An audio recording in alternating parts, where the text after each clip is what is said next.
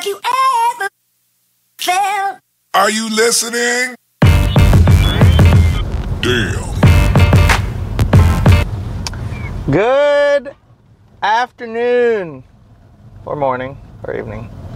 I gave myself a haircut. I know you guys have no opinion about it. Camera's not wanting to focus. This is pretty weird. Today we're going to talk about value add. Thomas Wilkinson, you have been selected for today's topic. Thank you for the wonderful question. Tom emailed me and said, "Hey Dave, talk about value add." Let's talk about value add. The current buzzword is, in current I don't even know what the hell I'm about to talk about. Currently, we're going to, the buzzword is repurposing, right? So that's the key to the value add, is how we're going to repurpose. So I don't like the term repurpose. I like the value add of it.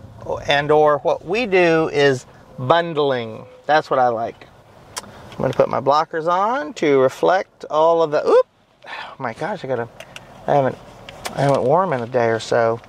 It's Monday. I don't even know what day it is. All right, so first we're going to talk about value add and what it really means in marketing and advertising when you have a brand and you create a perceived value versus a real value.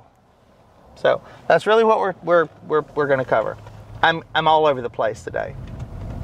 The perceived value is what you can generate to achieve a greater profit margin by doing a fantastic job at marketing and advertising. Okay, so here's the example of the genius marketing and what we believe as a perceived value versus a real value.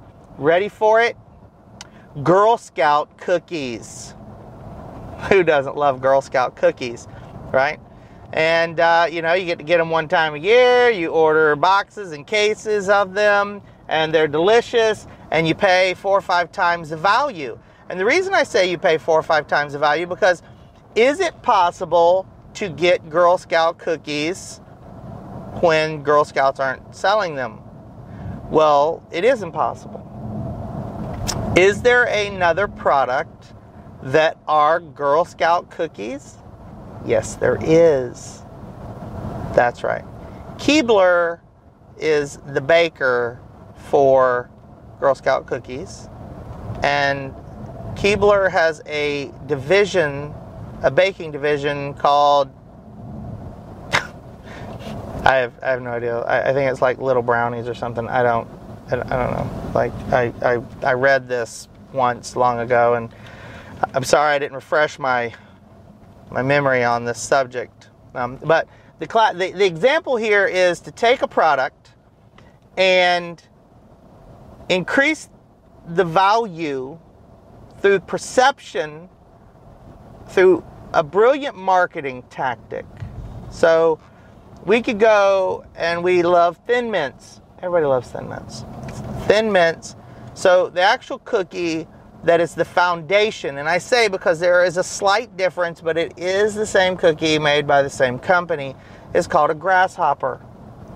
And a box of grasshoppers or a bag of grasshoppers, however it is they sell them at the grocery stores, like, I don't know, let's say it's $3.97. And if you go and you buy the Girl Scout cookie version of that, I want to say they're like $5.97 or $6.97. It's double the price for the same product made by the same company, but packaged differently and marketed differently. So there we go with the difference between the real value and the perceived value. And the perception is what is allowing Girl Scouts to make money off of a product that we could already go and purchase. So what I do is I take 2 very, very, very, very, very inexpensive products and I bundle them to create an idealistic perceived value.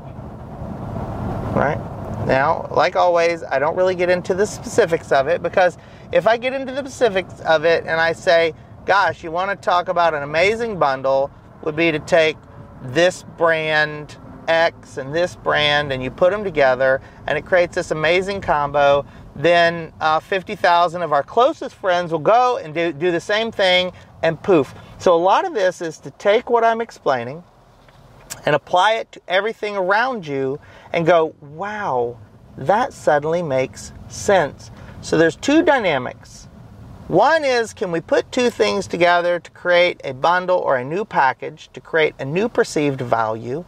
The other is through our ingenious marketing and advertising tactics to take a already existing product and make more money. Oh my goodness, bumpy road, to make more money off of it.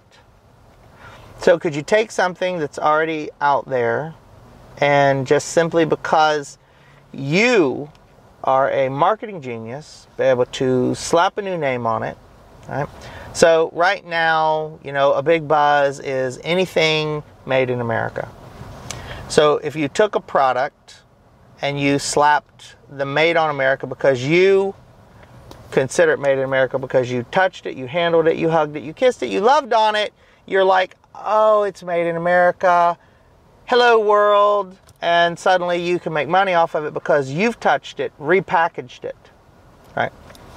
So again, a lot of the manufacturing done, last week I went and I met some people that are manufacturing here in the United States, and a big portion of what they're manufacturing is half made out of the country. They bring it into the country and then they finish the manufacturing of it, because there's a government guideline that says if something's, some percentage of this, that, and through the engineering and structuring and restructuring and all these things that make it made in America. For the purpose of private labeling and or private branding, which is a big thing on Amazon, to take a product, create a strong brand name. Now we're going to get into brand names. So I've changed the subject slightly as we're talking about name recognition. And here's a fantastic example of name recognition. There currently is a lawsuit going on. It has to do with the legalization of marijuana in whatever states it's legal in. I have no idea, right?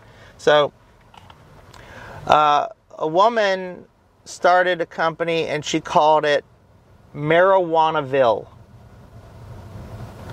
which then caused Jimmy Buffett to sue her over name recognition, as the beginning letter, the ending letter, most of the interior of the word is so similar to Margaritaville, it will cause harm to his brand.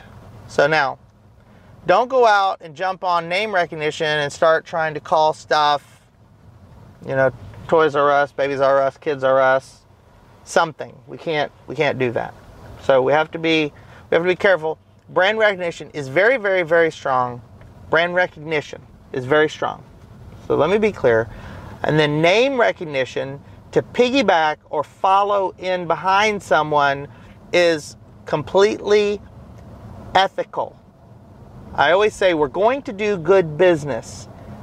Never, ever, ever would we ever intentionally intend to harm a brand because we are choosing to come in behind it. I only want to use what someone has created a lifetime of branding and advertising and marketing to use to gain some notoriety to my product. There are people that capitalize on this in the world, they take advantage of it, and they do very, very well.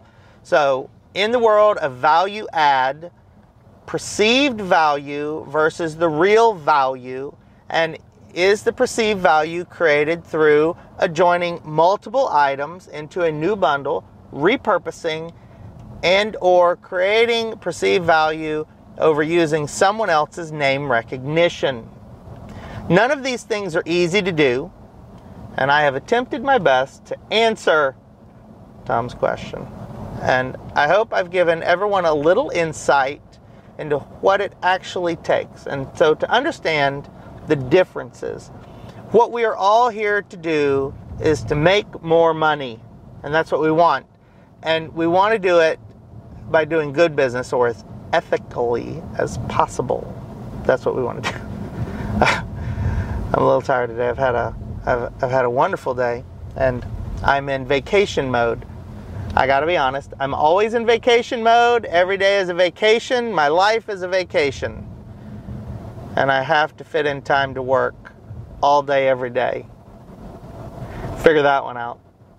As always, please, if you have any questions about any part of distribution, supply chain management, inventory, as always, I will always do my best to come out with something reasonable, as I have a lot of experience, as everyone is starting to realize. I don't have to go out and look up answers, and it's pretty humorous, the things that people accuse me of doing, and I have to laugh about it. Here I am. Thank you, Tom, for the question.